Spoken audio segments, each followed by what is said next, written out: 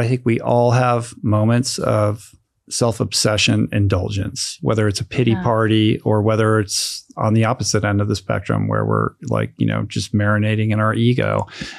And I think in either case, to just pick up the phone and like call somebody who is having a hard time and just see how they're doing and invest yourself in them and see if all you are is just a receptive voice on the other end who can listen, and then you get off the phone, I guarantee you every single time you feel better. I think the more you do that, like there is a bizarre mystical equation of the universe where when that becomes your default setting, like life works out.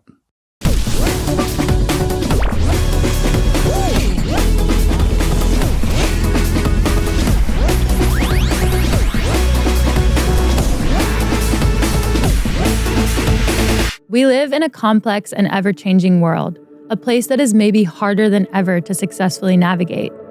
The answer is surely to be brave, but it's also to seek and be open to guidance. Mentors are the one consistent through line in the lives of all accomplished people, myself included. So welcome to Mentor Buffet, a feast for those, like me, curious about who helped the most successful among us succeed. I'm back with another episode with Rich Roll. On this episode, we talked about the path that led to the start of his podcasting.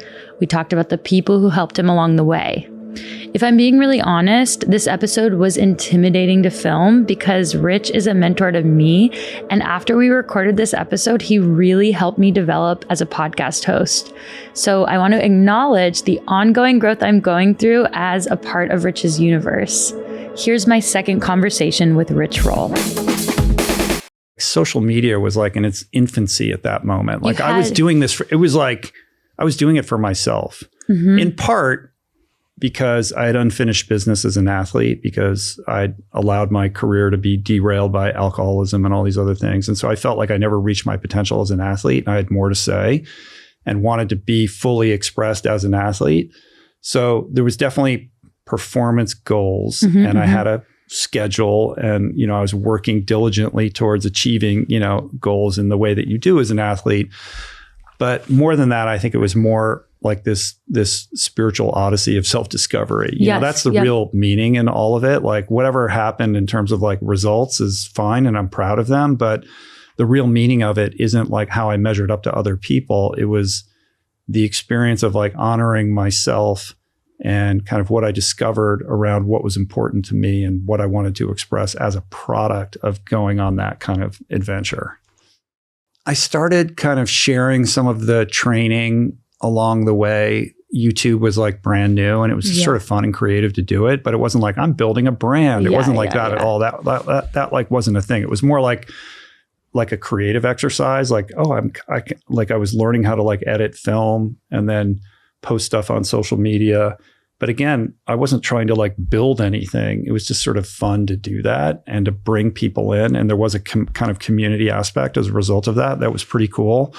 But it wasn't like an agenda or this is how I'm going to build a career. It's like, it would be insane. Like, I'm going to like build a career out of being an ultra endurance athlete at like age 45. Like, no, that never entered my thought. And I still wasn't sure what I was going to do to like make a living.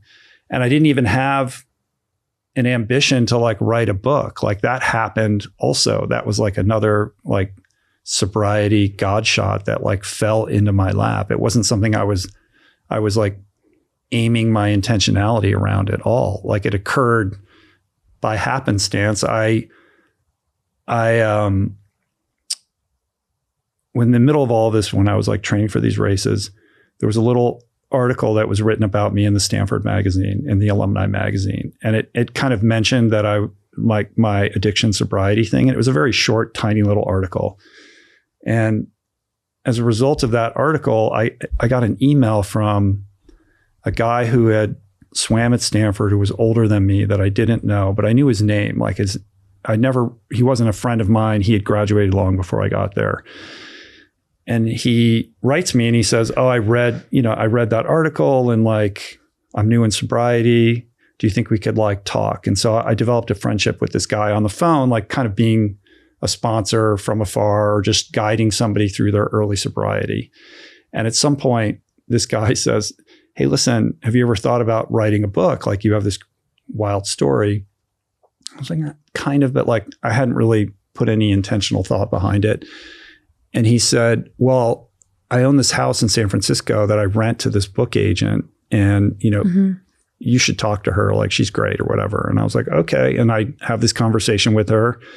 And she's sort of semi-discouraging, but says if I write a proposal, she'll read it. And I was like, well, that's sort of an interesting door that just opened. And so I took advantage of that and I wrote a proposal. And then she told me how hard it is to sell these things, but that she would give it a try anyway. And like, we sold it to Crown, like on the first phone call. Like, so that happened as a result of an act of service, like selfless service. I wasn't looking to get anything out of like this relationship with this guy. I was just trying to help him. And he called upon you for help, which is really and I responded. And this is what you do in sobriety. Like, your primary purpose is to help another alcoholic achieve sobriety. And the book was a byproduct of me just trying to be of service to somebody else. It wasn't like an ambition or a goal that I was seeking out. And then when the book came out and did its thing in the aftermath of that, like, we were broke and starving and we're going to lose our house. And this guy who I barely knew was like, come to Hawaii and help me with my property here. I'm trying to figure out what to do with this farm, this beautiful farm that I have. And I had no other opportunities coming my way. And suddenly my family and I were living in yurts on this like mango farm and on the North Shore of Kauai. And me wondering, like, I don't know why this guy thinks I can help him figure out what to do with this property. Like, I have no qualifications for this, but he threw me a lifeline and here we are. And it was on that property that I started the podcast. And I didn't do it like, we're launching a podcast. Like, this was 2012. There was no vocation to be had. I just was wanting to do something creative and had been a fan of the medium because I listened to so many when I was training for these races, even though I didn't know anyone else who'd ever listened to a podcast. I knew it was a cool thing. And so I just wanted to try it. And Julie and I had a conversation. My boys had microphones because they're musicians. And so we had kind of equipment. And I spent a whole day studying, like, how do you get a podcast on Apple? Like, how does all of that work? Like, I didn't understand any of it. I figured it out and we recorded a podcast. And I thought, that was fun. Like, do you want to do it tomorrow? Like, that was cool.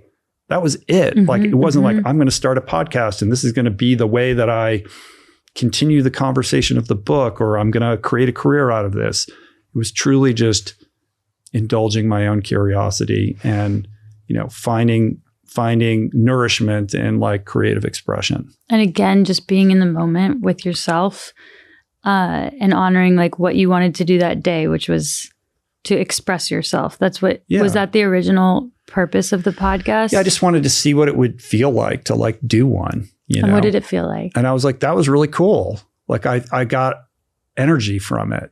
And we literally did one the next day, and then I was like, well, maybe this is like a thing. And what was funny though, like, it was so early. Like, this is when, if you wanted to listen to a podcast, there was only iTunes, there was no apps or anything. And you would have to, download the MP3s and bounce them onto like an MP3 player and, make a playlist. You had to be very like intentional about you couldn't stream a podcast. Like, the technology wasn't there at all yet. So if you wanted to listen to a podcast, it was kind of hard. Like, you had to like really want to, right? But at that time, having a podcast was like weird, right? Like, it wasn't something people were clamoring to do. And as a result, there weren't very many shows. Like, there were some. I wasn't like the first. There were plenty of things going on there at the time, but not a lot in the health and fitness kind of sector. And so the first podcast we did, I mean, I don't know, we probably got like 800 listens or something like that, but it like went to number one in health. So it's like I had that like external validation hit, I was like, oh, wow, like that's cool. So that was encouragement. Like, oh, this is something like that could be cool. Like, let's see if we can kind of hold that spot. So the athlete, competitive, willful part kicks in. And then you realize like, oh, this is a lot of work, right? But I know how to do hard work. And this was creatively nourishing and feels right and feels aligned with kind of where I want to like take, my curiosity. If you go back and listen to the very first episode or the second episode, I kind of point blank say, listen, because this was shortly after my book came out. So there's this expectation that all I'm going to talk about is like triathlon and vegan recipes or something. And I'm like, that is not what this is about. Like, yeah, I'll talk about those things, but I plan to talk about a lot of things. And the only reason I named the podcast with my name was because I knew I probably wasn't going to change my name, but I didn't know who I would be. Like if this was to continue on, like I wanted it to be a way of continuing to grow and that my interests would, kind of grow and change along with it. So I purposely very early on in the very beginning was like, I wanted to keep it very open-ended for that reason. When did you first realize that the show was speaking to people? It wasn't just... right away. Right away. Yeah. So I got that feedback loop pretty quickly. And that was also not just external validation, but a sense of like fulfillment or purpose. Like, oh, this actually seems to be something that people not only enjoy, but are finding helpful. What does the responsibility feel like that you stepped into pretty much immediately? It happened so gradually, and it was so long ago.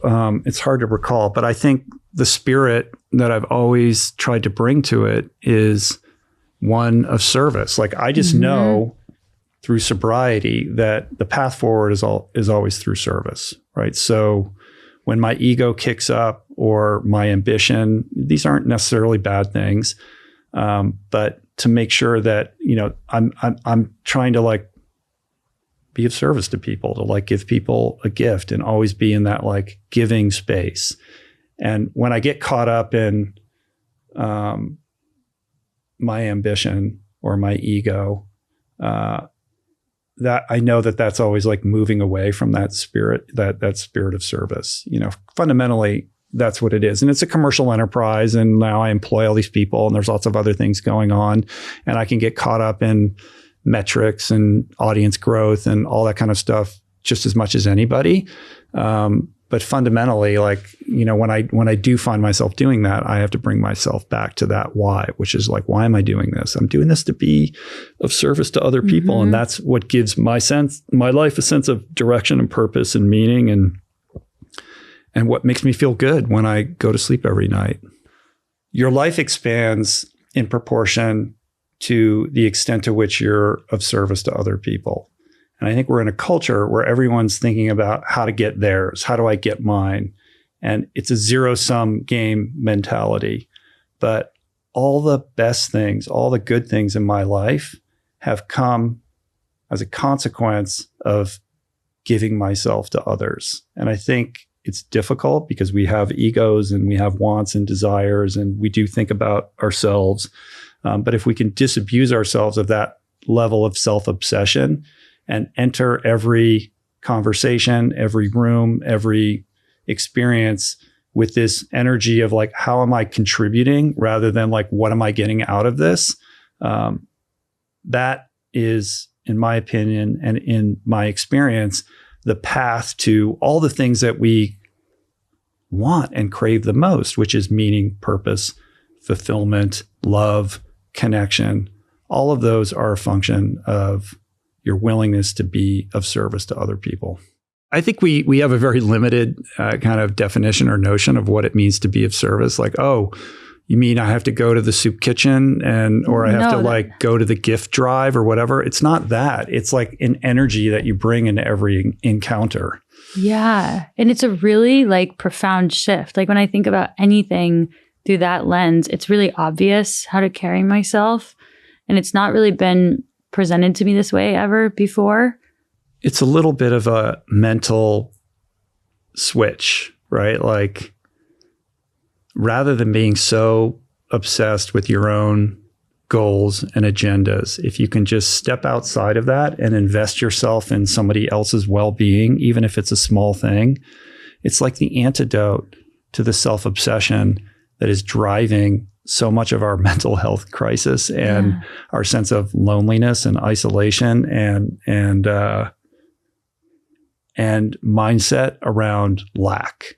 When you get out of your own way and out of your own kind of like obsession with self, which I think is being driven by our culture, like our culture exacerbates that there's real freedom and joy and meaning and fulfillment and purpose and all the things I've already mentioned when you kind of are just giving yourself selflessly over to helping somebody else, even when they're in those like little tiny minute moments. I'm just trying to like grapple with like the difference between like giving and trusting and also like making sure you're like in service and like an equitable, like in a, you know what I mean? Because here's the trick. You have to detach from your expectations. Like it's not about like what you're going to get in return for it. Like the whole point is like you're doing it without any expectation of any return. You're doing it for the sake of doing it. So it's not about like, it's not even about whether, like if you give somebody advice, whether they take it or not, that's their business. Just you're in this spirit of giving, this open spirit. And it's up to all of those people, what they do with all of that. This is about like your relationship with yourself. So do you carry the weight on your shoulder of like how it does impact people, or are you mostly focused on it's not my business. That's just really, like how anybody's opinion of like somebody writes a review of your book or has an opinion of like Bravey or whatever. That's their business. That has nothing to do with you. Yeah. You're really focused on doing your best to be of service. And that is like really where you stop it ends there. It kind of allows you to also stay in the present because you can move on from these things before they even might materialize. Right? Like you're not obsessing over the result, even if the result is not going to reveal itself to you, but in time, because you can stay with the moment that you're in. The Jedi move is to never even consider the result. Yeah. That's really good. Do you do that? No. No. Well, I was going to ask too. I'm imperfect in this, and I'm like as selfish and self-obsessed as anybody. Like this is a practice. Yeah. You know? Hey guys, Alexi here to tell you about my new favorite shoe from Merrell, the Antora 4. So I've been traveling a lot lately. I went to Japan, Mexico, Chile, Michigan, and I also travel a lot in my mind. But really, the Antora 4s just came out and I've run multiple marathons in them. I run on roads, I run on trails, I hiked all over Kyoto in them, just like Scarlett Johansson in Lost in Translation. I think she was wearing Merrell's in the movie. So don't check my work, or what is it? Anyway, they are very cute with skirts, and I've gotten a lot of compliments on the black. And yes, the dirt is real because I actually run in these. The Antora 4s rock. They're comfortable, versatile, and they last a long time. And if you're trail curious, try these guys out because they will turn the trail curious into the trail enthusiast. Antora 4s. For a limited time, we're partnering with Merrell to give you an exclusive offer of 25% off your first purchase using code MentorBuffet25 when you check out on Merrell.com. You can find my favorite Merrell shoes and gear at Merrell.com/Alexi. All right, guys, I've got something that you need to try, but first, have you been in the sun lately? Because I went to Mexico and I realized that the sun is amazing.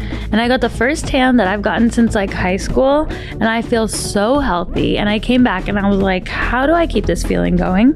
Because it's not sunny every day, even in LA, believe it or not. So I have been carrying around this little bevy from Peak.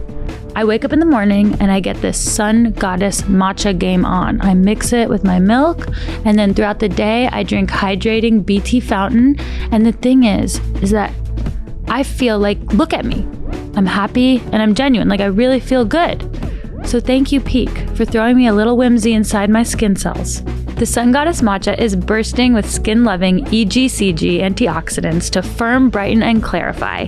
And the BT Fountain has a powerhouse blend of bioavailable minerals, clinically proven ceramides, and hyaluronic acid for deep-lasting hydration at every level. These Peak products are made with pure premium ingredients for maximum benefits you can feel. They come in pre-measured sachets, which make staying consistent simple. Just dissolve in hot or cold water. Y'all gotta tap in, and good luck. For a limited time, get 20% off for life and get a free starter kit, rechargeable, frother, and glass included with my exclusive link, peaklife.com/mentor buffet. That's PIQUE life.com/mentor buffet. Peak offers a 90-day money-back guarantee so you can try it risk-free. Try them today and thank me later. What are you going through right now that either someone has shared with you on the show, if you're willing to share, or Greg, you spoke about as a mentor of yours, or something that someone's helped you with recently?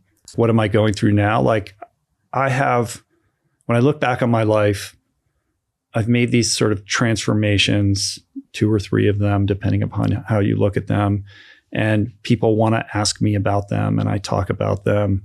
And I think the danger in that is that it makes you like think that your growth trajectory is over. Yes, because you're living in your narrative. And I have plenty of growth that awaits me and many things that I'm resistant to look at or really are inconvenient to grapple with. Mm-hmm. And so I think for me, it's about like the courage to continue that. How can I continue to evolve? What are the things that I really don't want to look at, but I know are kind of tripping me up or getting in the way or impeding my growth and evolution, or impinging upon the love and the joy and the intimacy that I could be experiencing. And I think the rubber meets the road with this for me, with workaholism. I can get obsessed in my work, and I could be happy just coming here, and I could be here from 5 a.m. to midnight every single day and be good, but I have other things in my life that are important. Yeah. My wife and my children. And so right now I'm in this process of really trying to unpack, resolve, and heal childhood wounds and letting go of age-old resentments that get in the way, and trying to interrupt unhealthy loops and behavior patterns that are unhealthy for my children and prevent me from having a deeper bond with my wife. What's really important? It's love. It's the people in your life and how close you are to them. And when I get caught up in my workaholism, I'm not connected with my friends. I'm detached from my relationship with my wife. I'm not present with my kids, or I'm more reactive than I'd like to be. And these are the precious moments that are fleeting and passing me by every single day. And to the extent that I can disabuse myself of, on some level, what is PTSD, because I went through so many years of financial destitution, and that has made me driven to create this enterprise that is, financially successful. But I don't have to be operating from fear in the way that I have historically. So how can I continue to do my work, grow and evolve, but do it from a place of ease and joy, and to really overcome my intimacy avoidant issues, to allow myself to be closer to the people that I care about most. So this is the big mountain that I'm climbing right now. That makes a lot of sense. And it's almost like being in service has its lanes, because you being in service to a large group of people can happen in a really concentrated, effective way with the podcast. But you being in service of your marriage or your family or your friendships or yourself, right? Your health, all these things, it's almost like we actually do have to pause and make sure that we're not, we only have so much bandwidth, and we're not necessarily serving all of them at once. No. And I think when you create an expectation that you're going to be able to do that, then you create a lot of anxiety for yourself, or you set yourself up to fail. And I think it's important to always remind myself of this adage in sobriety, which is you cannot transmit something you haven't got. So in order to be the steward of the message I want to transmit on the podcast, I have to be a living example of that. Because I can get on the mic and talk the talk, but unless I'm actually walking that talk, that message will ring hollow because it's not authentic and it's not true. So to the extent that my behavior and my words are out of alignment, like our lives are all a process of like trying to bring greater alignment between those two things. Mm-hmm. And to some extent, we're always in and out of alignment with that, right? Like nobody's perfect, but I'm always trying to look for where that gap is and how I can bridge it. And that can be confronting and challenging at times because you have to be willing to let go of these identities that we hold about who we are and what those identities mean vis-a-vis the communities that to which we feel like we're a member. So for example, like, am I an endurance athlete anymore? Well, what would it mean? Yeah. Like if I'm not, like, what if I never get on a bike again, or what, you know what I mean? Or you're an Olympian, or you're like part of this track and field community. Like 58 years old right now. Like, do I have to pretend that I'm still an ultra endurance athlete? Yeah. Or, you know, to what extent am I a member of like the vegan community? And is that meaningful to me? Is that something that is important to me, or where do I see myself in that? And like trying to, you know, kind of transcend labels and identities, because I think they are important and good in terms of like helping other people understand like where your feet are, you know, grounded, but also they can be impediments to growth. And I see this all the time. Like you discover something, it changes your life, and you become a member of that community, and you evangelize it because it was so important and transformational in your life, and you want everybody to know about it and to have their version of your experience.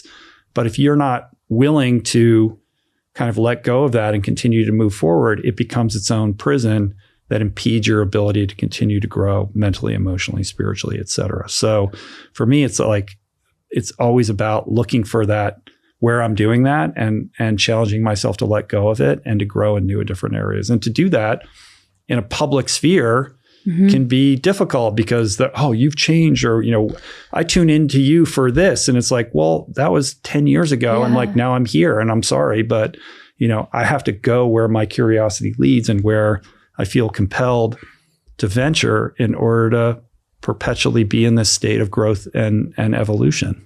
And nobody's further behind that than like social media, which is like a self-repeating mirror of where you were like 5 years ago, usually.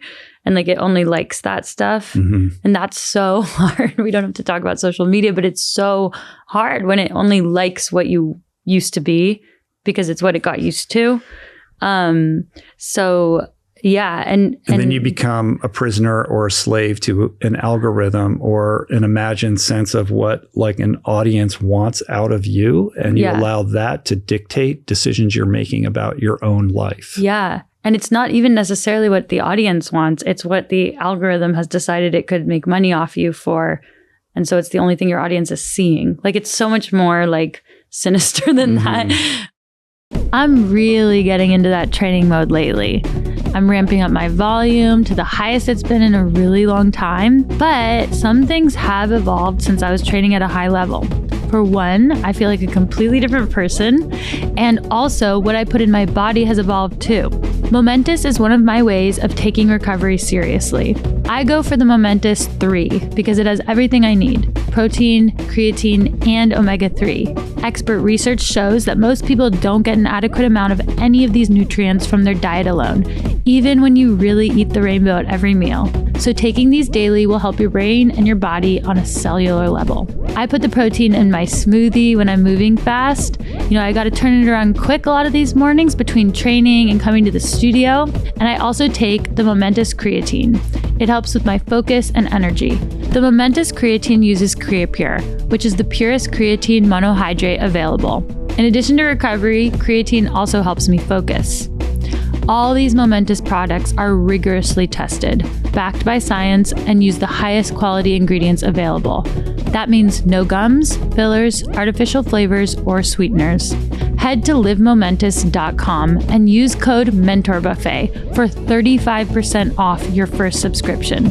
That's code MentorBuffet at livemomentous.com for 35% off your first subscription. So you mentioned Greg as like a mentor of yours, You mentioned him early on as like a contrast to what you didn't have growing up. Mm-hmm. And I know Greg as a mentor to me too, but not as involved as he's been in your life. When did he come into your life? So Greg Anzalone, who is now my business partner in all things, is sort of a mentor at large in this community. And I started to hear about him many, many years ago through the cycling community. Like he's sort of very active in the cycling community out here in like the Conejo Valley. And he was mentoring an entrepreneur who had started an independent bike company called Franco Cycles. And I would see Greg out at like group rides and things like that. And he was friends with a professional Tour de France cyclist called Dave Zabriskie. And Dave was somebody that I got in touch with like in the early days of Twitter and met through that. And I had asked Dave to give me a blurb for Finding Ultra.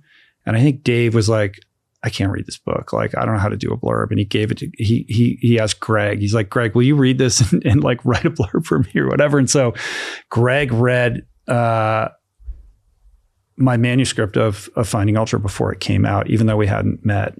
And so we kind of knew each other at a distance before we ever met in person. And I met him, I think there was like a charity ride. And I think that might've been the first time that I met him. And he was so present and gracious with his time that I knew there was something special about him. And everybody that I met who knew him always had incredible things to say about what a selfless servant he was. Like, this is a very successful entrepreneur who's had many different careers, but always seems to have time to counsel other people and give them good advice. He's an incredible example of service. And at some point, he wanted to kind of indulge his writing, and he was going to write an article about me for some publication. And so we got together and had dinner, and he kind of like interviewed me. And as he tells the story, that evening when he went home, he realized, like, I don't want to write an article about this guy. Like, I want to work with this guy. Oh. And he became somebody that I would ask advice for. So I'm going through what I'm going through. I have this book coming out, and I know I have something interesting here. And perhaps there's the seeds of a new type of career that I couldn't conjure or imagine at that time. But I have no business experience. I don't know how to do this. I don't know where I should direct my energy. And so I would go to Greg and I'm like, what would you do if you were me? Do you think I should do this? Or how can I, kind of create some kind of foundation? Meanwhile, I'm like starving, we have no money. And he would give me incredible advice. And he was also very gracious. Like, one year, I couldn't afford to go to Hawaii to do a training camp for Ultraman. And he just bought my ticket and I got you a flight. Like, he would do things like that all the time. Just incredibly generous with his time and his advice. And he kept giving me great advice. And he really helped me create a foundation upon which, like, I've built all of this stuff. But at some point, very early on, I was like, do you want to just do this with me? Like, I need you. Like, can we figure out a way to like work together on this? And so that was the inception of our business relationship. And we've been together now, I don't know, 10 years or something. I think it's got to be almost 10 years at this point. And he's just been a wonderful business partner, who has guided me with just such integrity, and again, like, selfless service. Like, he doesn't have to be doing this. He could be doing a lot of other things. He could be retired. He could be investing his energy and his money in, much more kind of viable financial enterprises. And he chooses to be here because he understands this notion of service. Like, his instinct and his reflex around giving of himself, he understands is what gives his life sustenance and meaning. And this kind of enterprise that we're all doing together, particularly with the network, is an opportunity for him to lend his expertise to help all these other people, like, put positivity into the world. And I know that that is that feels good to him. Like that gives him a sense of meaning as well. And so I've just learned a tremendous amount from him, not just the specific business advice or the counsel or just all his acumen over like how you do things like in the material world, which I didn't have the skill set for at all and still don't. But his spirit, his why behind all of it, I think is really profound. Can you take me through a time when you went to Greg for something that you can think of, whether it was like early on or recent, that he guided you in a way that you wouldn't have guided yourself? I mean, well, the biggest example is I had the idea to do this network. I was like, I think we're at a stage where we have a team that's really good at what they do, and we can kind of begin to think about scaling that up and making it available to some other worthy voices that I think are deserving of amplification. That was really the idea. It was pretty simple. And in my mind, I'm like, well, we'll just start to get a few people and like we can, just work with. I had no concept of like a headquarters for this. Like it could just be a distributed situation. And he was like, I got you. And then the next thing I know, we're like building a studio. Like I would have never done that. Like I would have never had the capacity to think that broadly or that largely. And to do something that on paper looks really risky and perhaps even financially imprudent. But I've learned to trust his gut and his instincts around business. And I think there's something inspiring about his openness and his willingness to just swing big like that. I mean, with Greg, it's the two things stood out to me about what you said, the bigness. And also you said, Greg doesn't have to do this. And I feel like there's a difference between doesn't have to for like his livelihood, his like needs in the world. But he challenged me recently, and because I kept saying, I don't have to do this. I don't need anything. And he really challenged me actually. And Greg said, stop right there. I think you do have needs. And he was like, you do have needs and you have unmet needs. And it was like very like difficult for me to hear at first, because I thought like that my growth after the Olympics was like, I don't have needs anymore. And I just have interests and like passions and like can be in the present and experience and not need anything. But he was basically saying something, to the effect of our needs come from our purpose, right? The why, not the outcome, which is maybe what I was thinking a need was. I think that's right. I mean, I think he certainly is nourished by his involvement in all of this. But he goes above and beyond, in quiet ways. He operates in the shadows and he doesn't want any recognition. I'm sure he would be aghast that we're even talking about him. Like he's not doing it for those reasons. Yeah. Well, and that just brings me back to you. And you do have lots of recognition, right? But you like being alone. Is there ever like a conflict between those two things? I mean, I do. It is cool when you get I'm not going to lie and tell you like when I'm in an airport and somebody comes up and is like, oh, I'm like, listen to the thing. Like I like it, like my ego likes that. So I'm not going to pretend that isn't like I don't like get like a little boost out of that. I enjoy it. I don't know that I would enjoy it if it got like more than it is right now. Like right now, it's like right at the right temperature where it's just nice. And because podcasting is this parasocial sort of thing, like when people come up to me, it's like they're my friends. Like it's almost like there he is again. Like, even though we haven't met, right? And so it's always very pleasant and not disruptive. But I do like my solitude and my anonymity also. And there's something weird about like, I do have a hypervigilance when I'm out in public that somebody's filming me or looking like that I'm being evaluated, like, and that's not I don't like that. I prefer that not to be the case. But I've structured my life in such a way where I do have plenty of solitude and quiet time. Hence where we live. which is yeah.